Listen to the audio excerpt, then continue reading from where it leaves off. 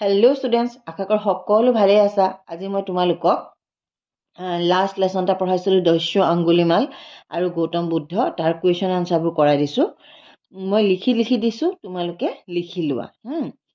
Screenshot মাৰি তোমালোকে বহীত লিখি ল'বা। স্ক্ৰীনশ্বট মাৰি থ'ব পাৰা, নহ'লে বহীত একেবাৰে ধুনীয়াকৈ লিখিও ল'ব পাৰা। অংগুলিমাল ক'ত বাস কৰিছিল? মগধ ৰাজ্যৰ অৰণ্যৰ ভিতৰত অংগুলিমাল বাস কৰিছিল। মগধ ক'ত অৱস্থিত? ভাৰতবৰ্ষত। অংগুলিমালে ডিঙিত কি পিন্ধিছিল? অংগুলিমালে ডিঙিত আঙুলিৰ মালা পিন্ধিছিল। বা অংগুলিমালে হত্যা কৰা মানুহবোৰৰ মৃতদেহৰ আঙুলি কাটি মালা বনাই পিন্ধিছিল। দুইটা লিখিব পাৰা। দুইটা লিখিলে নম্বৰ দিব লাগিব। ঘ বুদ্ধদেৱে অংগুলিমালক কেইখিলা পাত ছিঙি আনিবলৈ কৈছিল? 10 খিলা। অংগুলিমাল পিছত কি হিচাপে পৰিচিত হৈছিল? অংগুলিমাল প্ৰথমতেতো সি আছিলে দস্যু, তাৰ পিছত কি হিচাপে পৰিচিত হৈছিল? অহিংসুক নামেৰে পৰিচিত হৈছিল। মানে হিংসা কৰিবলৈ অংগুলিমালে এৰি দিছিল। এতিয়া চোৱা, তাৰ 2 নম্বৰ কুৱেশ্যন। দস্যু অংগুলিমালৰ নামটো অংগুলিমাল কিয় হৈছিল? ডিঙিত আঙুলিৰ মালা পিন্ধি থকাৰ বাবে। এনেকৈ লিখিলেও হ'ব, বা ডিঙিত আঙুলিৰ মালা পিন্ধি থকাৰ বাবে। এইখিনিলৈকে লিখি দস্যু অংগুলিমালৰ নামটো আঙুলিমাল হৈছিল বুলি লিখি দিব পাৰা। মই ইমান দীঘলকৈ দিয়া নাই, কাৰণ বহুত ল'ৰা ছোৱালীয়ে, বিশেষকৈ ইংলিছ মিডিয়ামৰ ল'ৰা ছোৱালীখিনিয়ে অসমীয়া বেছি লিখি থাকিবলৈ টান পায় তাৰমানে। আৰু মই যিখন স্কুলত পঢ়োঁ সেইখন ইংলিছ মিডিয়ামেই হয়। সেইকাৰণে মই যিমান পাৰোঁ চুটিকৈ দিওঁ, মূল কথাটো যাতে আহে। অৰণ্যৰ আশে পাশে থকা গাঁওবাসীৰ আতংক আৰু ভয়ৰ কাৰণ কি আছিল?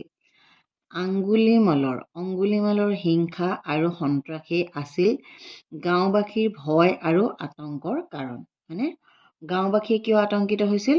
আংগুলিমালৰ হিংসা আৰু সন্ত্ৰাসৰ বাবে। মানুহৰ আগমনৰ উমান পাই দস্যু অংগুলিমালৰ মনত কিয় আনন্দত নাচি উঠিছিল? মানুহৰ আগমনৰ উমান পাই দস্যু অংগুলিমালৰ মন কিয় আনন্দত নাচি উঠিছিল?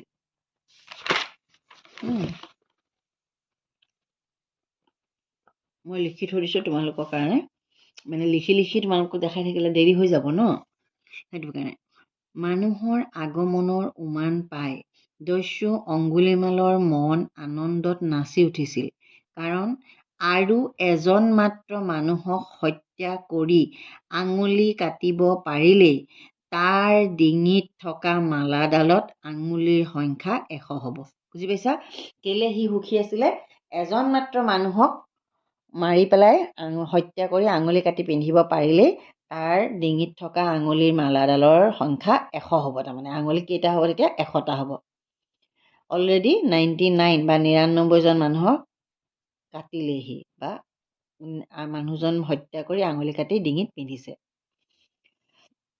বুদ্ধদেৱে অংগুলিমালক সৰ্বশক্তিমান বুলি কোৱাৰ প্ৰমাণ হিচাপে কি কৰিবলৈ দিছিল? গছৰ পৰা ছিঙি অনা 10 শিলা পাত পুনৰ গছত জোৰা লগাই দিবলৈ কৈছিল।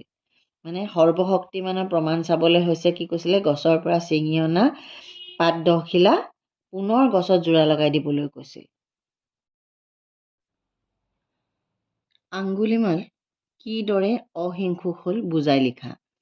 মানে কেতিয়াৰ পৰা অংগুলিমালে হিংসা এৰি দিলে, অহিংসুক হ'ল, সেইটো লিখিব দিছে। গছৰ পৰা ছিঙি অনা 10 শিলা পাত বুদ্ধদেৱে অংগুলিমালক পুনৰ জোৰা লগাবলৈ কৈছিল, কিন্তু অংগুলিমালে সেইটো কৰিবলৈ অপাৰগ হ'ল। অপাৰগ হ'ল মানে হি ইজ আনএবল। আনএবলটোক অপাৰগ বুলি কয় দেই। অপাৰগ হ'ল। তেতিয়া বুদ্ধদেৱে ক'লে যে যদি কাৰোবাক জীৱন দিয়াৰ ক্ষমতা তোমাৰ নাই, তেতিয়াহ'লে জীৱন লোৱাৰো অধিকাৰ তোমাৰ নাই। তাৰমানে এই যে পাতখিলা তুমি ছিঙি দিলা, পাতখিলা ছিঙি দিয়াৰ পিছত আকৌ লগাব নোৱাৰা। তাৰমানে এবাৰ ধ্বংস কৰাৰ পিছত যেতিয়া তুমি আকৌ সেইটোক আগৰ নিচিনা কৰি দিব নোৱাৰা, তেতিয়াহ'লে তোমাৰ ক্ষমতানো কিহত? সেইটো কথা কৈছে। তাৰমানে যদি কাৰোবাক জীৱন দিয়াৰ ক্ষমতা তোমাৰ নাই, তেন্তে জীৱন লোৱাৰ অধিকাৰো তোমাৰ নাই। এইটো কথা মন কৰিবা, এঠাইত হৈছে ক্ষমতা, এঠাইত হৈছে অধিকাৰ। বুদ্ধদেৱে কোৱা এই কথাষাৰিয়ে অংগুলিমালক অহিংসুক হ'বলৈ বাধ্য কৰালে। মানে অংগুলিমালৰ মন মগজুত এটা ৰিগ্ৰেটেশ্যন ফিল আহিলে, কথাটোতো মিছা নহয়, মই নিজকে যে একদম সৰ্বশক্তিমান মানে বুলি কওঁ, মই যে মানে একদম পাৱাৰফুল বুলি কওঁ, যদি মই এবাৰ ধ্বংস কৰা বস্তুটো যেতিয়া মই আকৌ আগৰ নিচিনা কৰি দিব নোৱাৰোঁ, তেতিয়াহ'লেনো মোৰ ক্ষমতাটো ক'ত, হয়নে?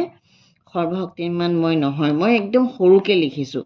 মই এইবিলাক বস্তু সৰুকৈ এটা কাৰণেই লিখোঁ, তোমালোকে মুখেদি বহুত জানা, মানে পঢ়ি যোৱা কথাখিনি মনত থাকে, কিন্তু তোমালোকে এক্সিকিউট কৰিব নোৱাৰা, পৰীক্ষাত লিখিব নোৱাৰা। মই মানে ল'ৰা ছোৱালীক লগ পাইছোঁতো, মই এই যে ক্ষমতা, অধিকাৰ, তাহাঁতি মানে এজ এ হ'ল কথাটো কাহিনী হিচাপত মনত থাকে, কিন্তু পৰীক্ষাত কুৱেশ্যনবিলাক লিখিব নোৱাৰে ভালকৈ। সেইকাৰণে মই বহুত দীঘলকৈ লিখা নাই যে অৰণ্যৰ মাজত গৌতম বুদ্ধক লগ পাই অংগুলিমালে কি কৈছিলে, বুদ্ধই তেতিয়া কি ক'লে, সেইবিলাক মই লিখা নাই আৰু। মই চিম্পলকৈ লিখি দিছোঁ, গছৰ পৰা ছিঙি অনা 10 শিলা পাত বুদ্ধদেৱে অংগুলিমালক পুনৰ যোৰা লগাবলৈ কৈছিল, কিন্তু অংগুলিমালে সেইটো কৰিবলৈ অপাৰগ হ'ল। তেতিয়া বুদ্ধদেৱে ক'লে যে যদি কাৰোবাক জীৱন দিয়াৰ ক্ষমতা তোমাৰ নাই, তেন্তে জীৱন লোৱাৰ অধিকাৰো তোমাৰ নাই। বুদ্ধদেৱে কোৱা এই কথাষাৰিয়ে অংগুলিমালক অহিংসুক হ'বলৈ বাধ্য কৰালে। একদম চিম্পলকৈ মই লিখিছোঁ, হ'ল। এতিয়া চোৱা, অংগুলিমালৰ বিষয়ে 4 শাৰী লিখিব দিছে, তাৰ পিছৰ কুৱেশ্যনটো আছে কি, অংগুলিমালৰ বিষয়ে 4 শাৰীমান লিখা। অংগুলিমালৰ বিষয়ে 4 শাৰীমান লিখা, 3 নম্বৰ কুৱেশ্যন। আনচাৰ, অংগুলিমাল এজন দস্যু আছিল। সি বৰ হিংসুক স্বভাৱৰ আছিল। সি মানুহক ঘৃণা কৰিছিল, মানুহক লুটপাট কৰি হত্যা কৰিছিল, আৰু এই হত্যা কৰা মানুহবোৰৰ এটা আঙুলি কাটি মালা বনাই ডিঙিত পিন্ধিছিল। বুজি পাইছা? আংগুলিমালৰ বিষয়ে 4 শাৰী লিখিব দিছে, আমি 4 শাৰীয়ে লিখিছোঁ। অংগুলিমাল এজন দস্যু আছিল। সি বৰ হিংসুক স্বভাৱৰ আছিল। সি মানুহক ঘৃণা কৰিছিল, বিভিন্ন উপদ্ৰৱ কৰিছিলে, মানুহক লুটপাট কৰি হত্যা কৰিছিল, আৰু এই হত্যা কৰা মানুহবোৰৰ এটা আঙুলি কাটি মালা বনাই পিন্ধিছিল। বুজি পাইছা? এতিয়া চোৱা তুমি, নেক্সট কুৱেশ্যনটো আহিলে,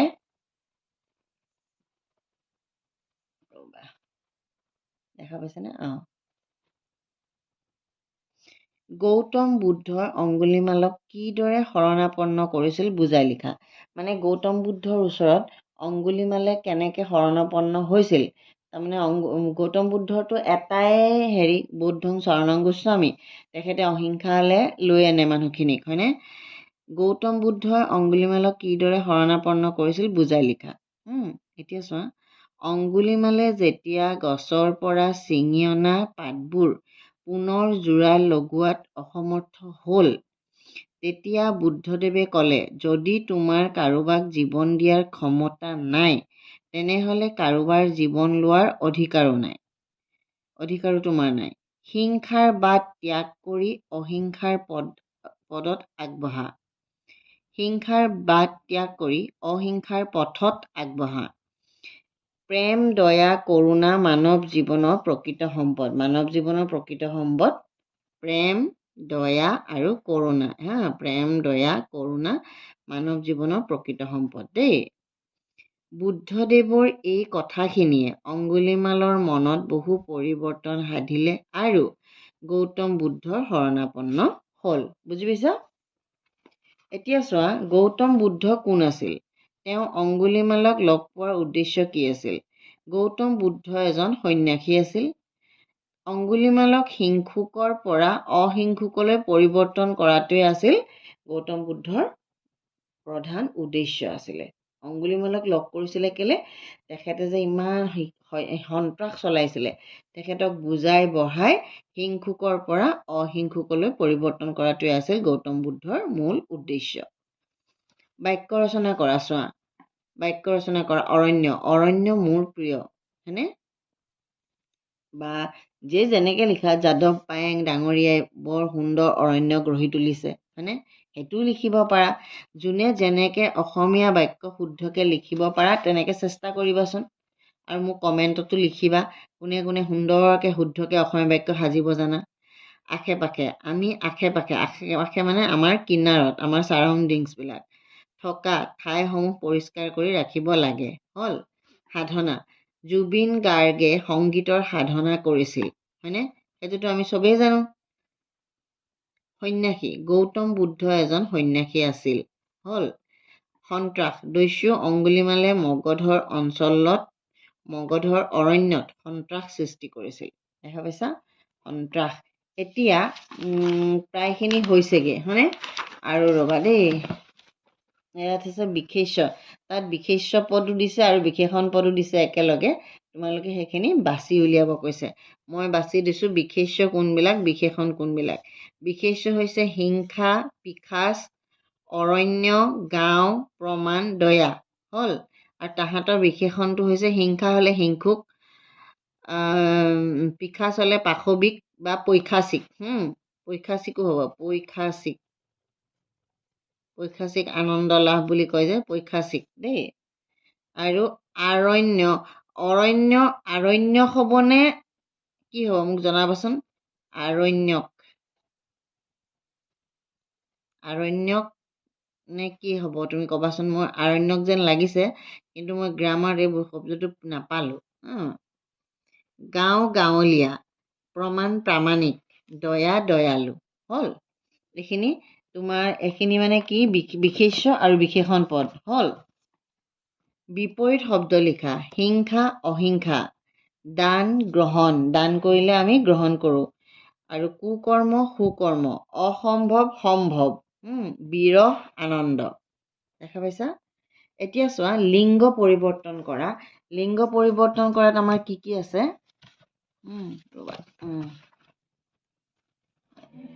পুৰুষ মহিলা, খুৰী খুৰা, বিয়ৈ বিয়নী, দমৰা চেউৰী আৰু ঘৈণীয়েক গিৰিয়েক। এইখিনিয়ে আছিলে দস্যু অংগুলিমাল আৰু গৌতম বুদ্ধৰ কুৱেশ্যন আনচাৰ। হ'ল। তোমালোকে যিমান পাৰা এইখিনি ভালকৈ পঢ়িবলৈ চেষ্টা কৰিবা, যিহেতু এনুৱেল এক্সামত এইটো আহিব। গতিকে মই কুৱেশ্যন আনচাৰখিনি সুন্দৰকৈ তোমালোকক দিছোঁ। তোমালোকে এই গোটেই কুৱেশ্যন আনচাৰবোৰ ধুনীয়াকৈ বহীত লিখি ল'বা। বহীত লিখি লৈ পঢ়িবলৈ চেষ্টা কৰিবা। আজিলৈ এৰিছোঁ। লগ পাম আন এটা ভিডিঅ'ত, আন এটা লেচন আৰু আন এটা পাঠ আৰু তাৰ কুৱেশ্যন আনচাৰ সৈতে মই তোমালোকৰ ওচৰলৈ নেক্সট ভিডিঅ'ত আহি আছোঁ। যদি ভাল লাগিলে ভিডিঅ'টো লাইক এটা কৰিবা আৰু তোমালোকৰ ফ্ৰেণ্ডৰ মাজত শ্বেয়াৰ কৰিবা। যিসকলে অলৰেডি চেনেলটো ছাবস্ক্ৰাইব কৰিছে তেখেতসকলক বহুত বহুত ধন্যবাদ। আৰু যিসকলে প্ৰথমবাৰৰ বাবে মোৰ ভিডিঅ' ক্লিক কৰিছে প্লিজ চেনেলটো ছাবস্ক্ৰাইব কৰি দিব। যিসকলৰ ৰেণ্ডমলি ভিডিঅ'টো হাতত আহিছে কিন্তু তেখেতসকলৰ ঘৰত সৰু সৰু ল'ৰা ছোৱালী নাই, প্লিজ আপোনালোকে আপোনালোকৰ চিনাকি মিতিৰ কুটুম ওচৰ চুবুৰীয়াৰ ওচৰত কাৰোবাৰ ঘৰত যদি সৰু সৰু ল'ৰা ছোৱালী আছে, এইটো ক্লাছ 7ৰ পাঠ হয়, আপোনালোকে প্লিজ শ্বেয়াৰ কৰিব আৰু ভিডিঅ'টো লাইক এটা কৰিবলৈ নাপাহৰিব। আজিলৈ আহোঁ। লগ পাম আন এটা ভিডিঅ'ত। আৰু পুনৰ কৈছোঁ, ছাত্ৰ ছাত্ৰীসকল তোমালোকৰ কেনেকুৱা লাগিছে তোমালোকে কমেণ্ট এটা কৰিবা। আৰু কি অসমীয়া তোমালোকে কেনেকুৱা পোৱা, তোমালোকে কি মিডিয়ামত পঢ়া, অসমীয়া মিডিয়ামত পঢ়া নে ইংলিছ মিডিয়ামত পঢ়া, সেইটোও কমেণ্টত লিখিবা।